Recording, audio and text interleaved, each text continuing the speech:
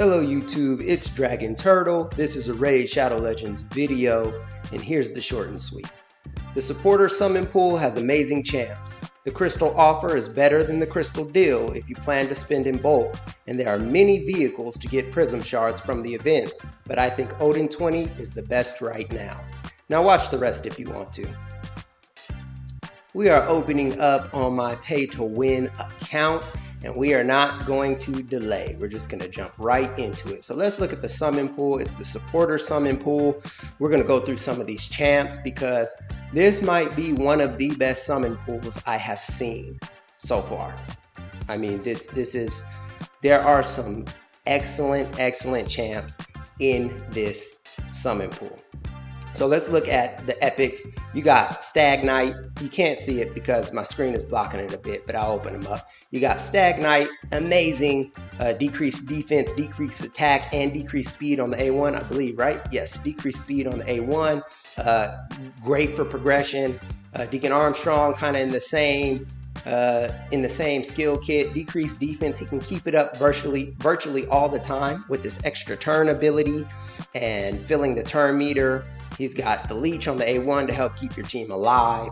Amazing for progression. And then you have Ugo, another decreased defense champ, but she brings the block buffs with her. So this makes her excellent in Hydra. She's got a cleanse right here. It's a full team revive as well if the rest of your team is dead. The leech on the A1. Ugo is probably my favorite from the decreased defense batch. She will give you excellent progression. Then you have Lady Annabelle. She is very good in Bommel. She'll solo him right up to the top. Venomage is amazing for Scarab, for Dragon, for Ice Golem up to 25.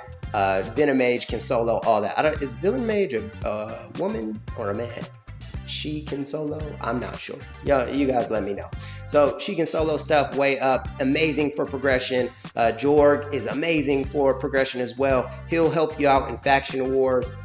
A lot of people go Gorgorab instead of him for arena because Gorgorab has the speed aura and Jorg doesn't have that, but I actually prefer Jorg better in most other content. They've got very similar skill kit, increase attack, boost turn meter, but the HP burn on the A1 is really nice. I like that. You've got Cornelia. She can solo a bunch of bosses. Look up guides on that. We got Creodan, excellent for Fire Knight Hard. He's kind of a go-to. You got Mordecai, can get you through Spider all the way up to 25. Fantastic. You got Aox, one of the best decreased attack champs that are epic in the game, that in my opinion. So I think if you pull one of these epics and your account is earlier, they are going to do tremendous things for you. I would just go for some of the prisms to get one of those, especially if you're progressing. Now let's look towards the end game. We have the legendaries here. This is one of the best legendary batches to me in a summon pool that I've ever seen so far in this game. So let's talk about some of them. We have Necmo, we have Elba, we have Uko, we have Grandpa, what's his name? Grandpa Oak, right? He's this old guy. He's amazing in Hydra. All of these are amazing Hydra champs. Oh, Istrid, amazing in Hydra. I don't know much about Kaja. I've heard about her, so I can't really give you the details on her. I've never used her. I don't really have the 411 on that. We know Armanz is the arena king, but actually, wait, let me change that. Armanz might have been demoted. He might be the arena prince now since Odin is around, and I'll talk about that. I'll talk about that in a second. We have Pythion here, who is amazing in arena. A lot of people build him high resist, stone skin. He protects your allies from damage for each buff. He's got the cleanse, the block debuffs, the heal, the revive, the heal on the A1. Like, Pythion is incredible. I wish I had him on my main account. He's amazing. So why Armanz? Armanz basically permanently stuns the whole team, the whole enemy team, pretty much. He's just a monster in wave content and in arena. So, but Odin came around, and let me tell you, Odin might have him beat because this aura is insane. 40% for all void. You're probably going to get the first turn unless they have an Odin too. Every 9 turns places block, damage. Here's the skill.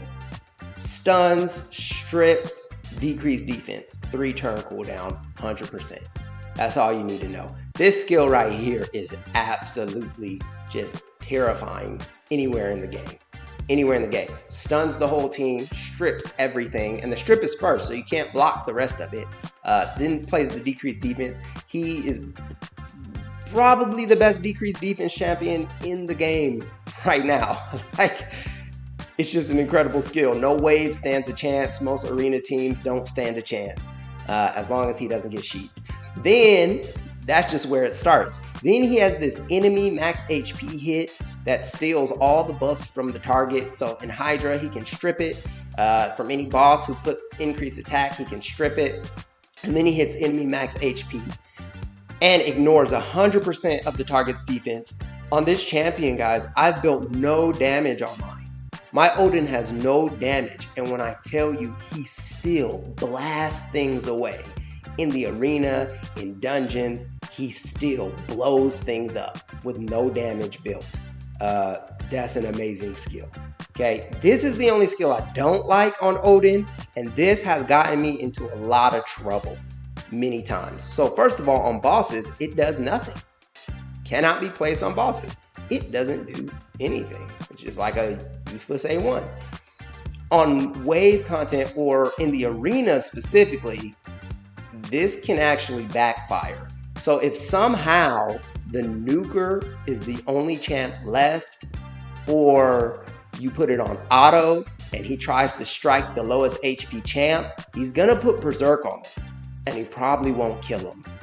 So putting Berserk on a nuker and not killing them, you have now increased that nuker's damage dramatically. So what happens is he'll place the Berserk and then the enemy nuker will wipe my team. Okay, so this can actually backfire like crazy. I just want to let you guys know that. If you're gunning for Odin, if you didn't know that about Odin, I just wanted to make you aware of that. That can happen and happens more often than you might think. So those are the champions. Let's do a crystal breakdown. Let's talk about the cost of these things. So there are 2 things going on right now. You have the crystal offer. You can buy this big pack, and I'm only talking about the big packs for now. You can buy this big pack for $50, right? This is 210 for about $50, which comes out to 4.2 crystals per dollar. Okay, you'll get 5 pools with some leftovers. This is the best bang for the buck. This is the best bang for the buck overall, this pack right here. This is going to be good if you're buying a bunch of packs because this number does not easily divide by 40. So if you buy this pack, you're going to have leftover, right? And it's going to encourage you to want to buy more. I would consider this the whale pack. Okay, if you're whaling out, this is the best bang for your buck. You go all the way, right? If you're doing that. Now, if you're just going to buy one, this is better, 240 for 60. This comes out to 4 crystals per dollar. It is more expensive per crystal, but it evenly divides by 40. So you're gonna get 6 pools with no leftover.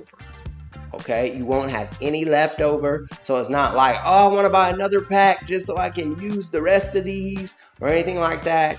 It will kill off that little extra temptation, you know, at the end. For me, that's what I found. So I would actually go this route if I was only planning to buy one. Okay, if I'm only buying one big pack, I would go the Prism Crystal deal. This comes out to about 2 pools for every $20. Okay, about 2 pools for every $20. This is the way to go if you're only gonna buy one big pack. If you're gonna buy several, I would go for the one in here, the crystal offer. Now, these 2 come out to about the same. These are 2 pools for $20. Okay, you see $5 here, 10, you get 1 pool, that's 40. And then if you double that up, you get 2 pools. 2 pools for $20, so that's about the same as the in-store pack. This one is the best budget if you're buying a bunch of them, okay? So there is the buying advice. Now, let's talk about, if you're not gonna buy the Prism crystals, let's talk about earning them and the different vehicles we can take. So the first thing is a tournament, which is a Sand Devil tournament, and you can get a prism, 40 prism crystals, I believe, out of there, which is equal to 1 prism shard, if it'll open up. Let's get into it. Come on. Yeah, 40. So this is most likely gonna be that. There it is. Yeah. So Sand Devil. On one of my accounts, I'm not doing this. I can't. That's a lot of points on one of my accounts. On the other account, my main account, I'm probably gonna do this. Probably. Not 100% sure. Probably though. This is really nice here. I don't know how crazy I am over that glyph. That's nice. So like this would be attractive to me. This would be attractive. This would be attractive. Again, some of these tournaments I don't try to win because it just gets intense or a little bit of relentless. So yeah, so Sand Devil is the first way you will earn them. Let's talk about Sand Devil really quickly. You basically, let's see, let's go in here. Basically, the strategy for Sand Devil is Godseeker Iniri plus a max HP damage dealer like Wallmaster or HP burner like Ninja. Now, Ninja is going to be one of your fastest, actually. I've seen Newt do it pretty fast. Wallmaster is not the fastest, it's bad affinity. So that's going to make it tough for Wallmaster, but you can do it with Wallmaster. You set it to auto, leave the computer. You know, you don't want to sit here and watch it. It's going to take a long time, but you do Wallmaster. So anyone who has HP burn, anyone who has max HP hits, they can do it. The strategy is he will nuke them. These champs will die. You only want one though. Okay, so this attacker champ will die. Godseeker Iniri will probably die too. She heals herself with her passive, and then she revives herself with her passive, and then she revives your damage dealer with their cooldowns reset, so they do their max HP hit or their HP burn hit again. Okay, that's the basic strategy. We can look at, where's my Godseeker? There she is. I'll show you her stats. I'm not gonna go over the stats you actually need. I don't know what they are, but yeah, I don't know the exact stats needed. You can go watch a strategy video on that if you want to. 209 speed, I believe, is the least. Some people do 209, and you just need her super, super tanky. I didn't look at the specifics. I just knew it was at least 209 and crazy tanky. So I just started making her tankier and tankier until she could successfully complete it. Just trial and error is how I did it. So that's why I can't tell you the minimum stats on that. There are many strategy videos on that. Now, the other way to get it is a Dungeon Divers event, okay? And we're gonna talk about the different vehicles to complete it, to complete the Dungeon Divers and to get these prism shards. So I'll just talk while it's loading. The first vehicle to get the Dungeon Divers Prism Shard, we're moving extra slow.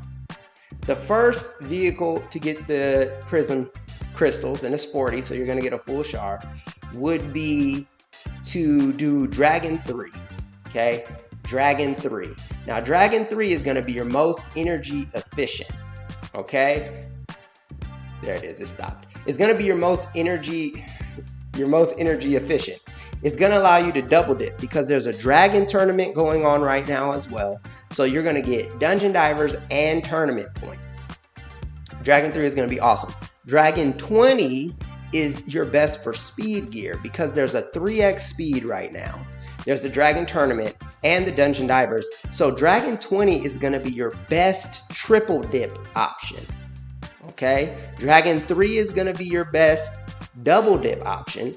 Dragon 20 is gonna be your best triple dip option. You are going to get some of that speed gear that's usable. You're gonna get tournament points. You're gonna get Dungeon Divers. Now, if you don't care about the speed 3x, if you don't care about the Dragon Tournament, what you wanna do is actually run Odin. You wanna run Odin, the event dungeon, because we have limited time. You're running out of time to get pinpoint gear. It is excellent 2-piece or 3-piece on all your champs. It's excellent to give some extra accuracy and some extra speed. Okay, stage 20 is going to be your best bet for a mix of energy efficiency and gear. So if you want good gear and you want to be efficient with your energy, do stage 20. If you don't care about energy, go ahead and go as high as you can, stage 30 if you can. That is going to give you the best gear hands down. But you are going to be shoveling energy into a fire pit. Just know that. You are going to spend crazy amounts of energy to farm 30. So what I recommend is Odin 20 for most accounts. Reason being, Speed 3X comes around, okay?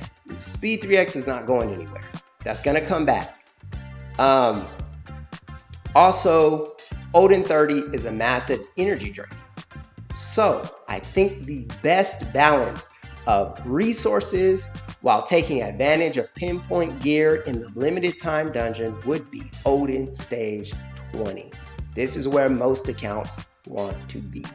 All right, on this account, because it is a paid account, I might do 25 farming. 2 minutes isn't horrible. I might do 25. I'm thinking that might be the way to go on this account. We'll see. On my free-to-play account, I am going Dragon stage 16 because I do want some of that speed gear. That account is so early that speed gear is actually going to be crucial. I don't know. I'm probably actually going to do 2 days and 2 days, like 2 days Dragon, 2 days Odin on my free-to-play. All right, so that's it. I hope you guys enjoyed the video. I hope this information helped you make the best decision for your account. And with that being said, I will see you later, YouTube. Have a good one.